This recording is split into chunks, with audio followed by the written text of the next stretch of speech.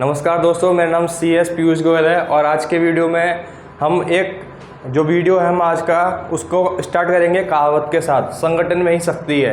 इसका मतलब ये होता है कोई भी काम अगर एक अकेला इंसान करे, यानी मान लीजिए वो खेती करनी है आपको, आप भी बीज लेके आओ, आप भी उसको बो, उसकी गुड़ाई करो और उसको तैयार करो, उसकी सिंचाई करो और फिर उसको काट के मार्केट में बेचने के लिए जाओ। तो अगर ये सेम काम एक ही पर्सन करेगा तो ज़्यादा इफ़ेक्टिवली नहीं कर पाएगा। अगर यही सेम काम जो मैंने आपको बताया फार्मिंग वाला, अगर वो सेम काम कुछ लोग मिलकर एक साथ करेंगे जो कि आपके जैसा ही काम कर रहे हैं पहले से ही, तो ये काम बहुत ही अच्छे तरीके से हो पाएगा। इससे ऐसा लगता है कि संगठन में ही शक्ति होती है। मतलब आप एक काम को ज़्यादा लोग करते हैं तो उसके अंदर क्या है आपकी जो, जैसे मान लीजिए आपने बीज लेके आना है, बीज एक आदमी लेके आया, उसको अगर आप 10 आदमी उसकी बुआई करोगे बीज की तो टाइम कम लगेगा अगर आप कंपैरिजन करो एक आदमी के मुकाबले। ठीक है दोस्तों। और उसके अलावा जब कटाई होगी फसल की, सिंचाई होगी, तो उसके अंदर भी जब आप सब मिलके काम करोगे तो भी टाइम कम लगेगा और जब आप माल बेचने जाओगे एक बेहतर गुणवत्ता का माल तैयार होगा और उसके आपको दाम भी अच्छे मिलेंगे। अब इसी प्रॉब्लम को ख़त्म करने के लिए कुछ किसान भाइयों ने एक ग्रुप बनाकर, यानी फार्मर ग्रुप बनाकर काम करना शुरू किया। और वो काम किसके माध्यम से करना स्टार्ट किया? Cooperative society. कोऑपरेटिव सोसाइटी क्या होती है? हर स्टेट के अलग अलग एक्ट होते हैं, उनके अकॉर्डिंग हर स्टेट में किसान भाई बनाकर अपना जो है कृषि का, मवेशी पालते हैं उसका, या फिर कोई जो मुर्गी पालन करते हैं उसका, या फिर कोई जो मछली पालन करते हैं उसका।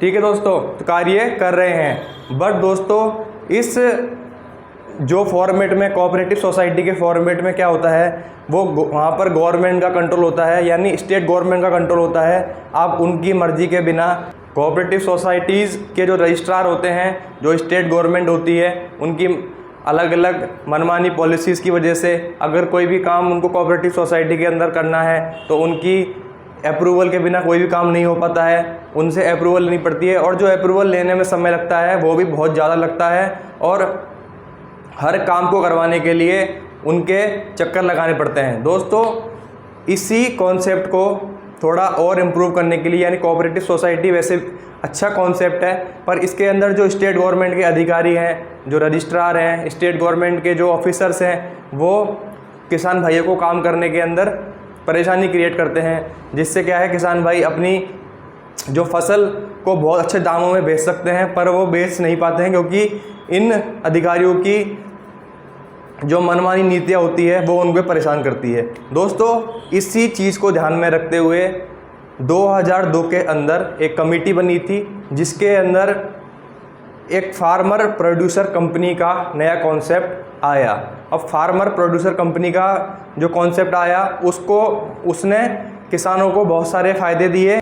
दोस्तों अब हम डिस्कस करेंगे कि आपके लिए farmer producer company cooperative society से किस तरीके से बेहतर है और किस तरीके से आपको जो ये कोऑपरेटिव सोसाइटी में जो रजिस्ट्रार हैं, ऑफिसर्स हैं स्टेट गवर्नमेंट के, जो परेशान करते हैं, उससे आप कैसे बच सकते हैं। क्योंकि सबसे बड़ा मेन फ़ायदा ये होता है फार्मर प्रोड्यूसर कंपनी का कि इसके अंदर जो आपको बार बार उनकी अनुमति लेनी पड़ती है किसी भी काम को करवाने के लिए, वो इसके अंदर नहीं होती है। अब दोस्तों हम डिस्कस करेंगे इस वीडियो के अंदर कि कोऑपरेटिव सोसाइटी से फार्मर प्रोड्यूसर कंपनी किस तरीके से बेहतर है और फार्मर प्रोड्यूसर कंपनी को लाने का क्या उद्देश्य था और किन किन पॉइंटों पे वो कोऑपरेटिव सोसाइटी से बेहतर। दोस्तों अब हम पहले से बात करते हैं कि कोऑपरेटिव सोसाइटी में मेंबर कौन बन सकता है। कोऑपरेटिव सोसाइटी में इंडिविजुअल एंड कोऑपरेटिव्स जो होते हैं वो मेंबर बन सकते हैं। बट अगर प्रोड्यूसर कंपनी की बात करूं तो इंडिविजुअल यानी नेचुरल पर्सन, कोई आदमी या औरत, या फिर कोई ग्रुप,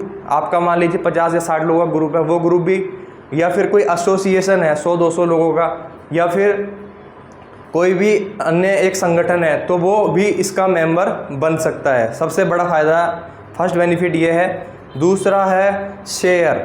अब जो शेयर होते हैं कोऑपरेटिव सोसाइटीज़ के अंदर वो ट्रेडेबल नहीं हो सकते, मतलब उनकी हम खरीद बेच नहीं कर सकते हैं।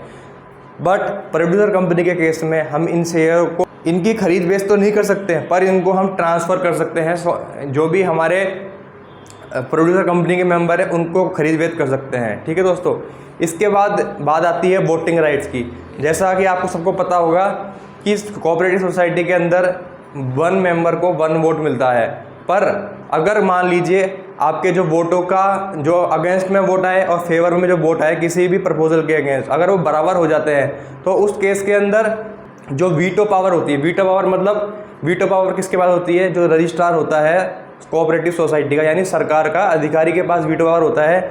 उसकी जहां मर्जी करेगी वो उस तरीके उस जगह अपना वीटो पावर यूज़ करके उस प्रपोजल को पास करवा सकता है। तो मतलब अल्टीमेट कहने का मतलब यह है कि अल्टीमेट पावर किसके पास हुई, जो सरकार का अधिकारी है, ना कि आपके पास कोऑपरेटिव सोसाइटी के अंदर। पर प्रोड्यूसर कंपनी के अंदर बहुत अच्छा बेनिफिट है कि जो वीटो पावर इस नाम की इसके अंदर कोई भी चीज़ नहीं होती है।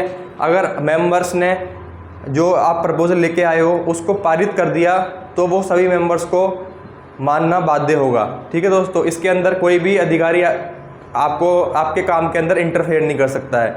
तीसरा हमने डिस्कस कर लिया। चौथा, गवर्नमेंट कंट्रोल।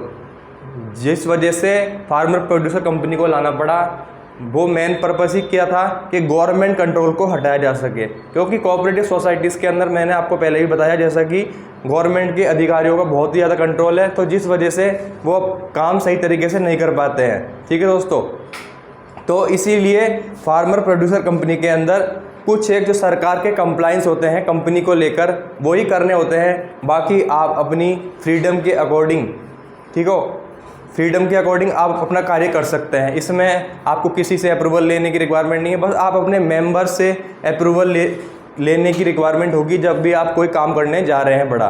ठीक है दोस्तों, इसके बाद हम डिस्कस करेंगे बोरोइंग पावर। अगर आपको अपने व्यापार को बढ़ाने के लिए कोई भी उधारी लेनी पड़ती है बाज़ार से, बैंक से, फाइनेंशियल इंस्टीट्यूशन से या फिर किसी कंपनी से, तो उस केस के अंदर कोऑपरेटिव सोसाइटीज़ के अंदर रजिस्ट्रार या जो भी गवर्नमेंट के अधिकारी है उनसे अनुमति लेनी पड़ती थी। इसके बिना आप उनसे बोरिंग जो है उधारी नहीं ले सकते थे। तो इस कारण जो है कोऑपरेटिव सोसाइटीज़ को लोग अब कम पसंद करने लगे हैं और क्या है फार्मर प्रोड्यूसर कंपनी की तरफ जाने लगे हैं, जिसमें क्या है मेंबर्स SR यानी स्पेशल रेजोल्यूशन पास करके अब बोरिंग ले सकते हैं जितने अमाउंट की वो चाहें। इसके अलावा लास्ट पॉइंट हम डिस्कस करेंगे इसके अंदर रिजर्व। कोऑपरेटिव सोसाइटीज़ के अंदर रिजर्व कब क्रिएट करना मैंडेटरी होता है, जब अगर यदि कंपनी में यदि कोऑपरेटिव सोसाइटी में प्रॉफिट हुए हैं। बट अगर प्रोड्यूसर कंपनी के केस में हम बात करें तो रिजर्व उसके अंदर क्रिएट करना मैंडेटरी होता है एवरी ईयर। तो दोस्तों हम इस फार्मर प्रोड्यूसर कंपनी के रिगार्डिंग सीरीज़ लेके आ रहे हैं जिसके बारे में हम आपको गाइड करेंगे कि फार्मर प्रोड्यूसर कंपनी क्यों बनाई जानी चाहिए, ऐसे क्या बेनिफिट्स हैं जिसकी वजह से फार्मर प्रोड्यूसर कंपनी बनानी चाहिए, ना कि कोऑपरेटिव सोसाइटी बनानी चाहिए जो फार्मर्स है।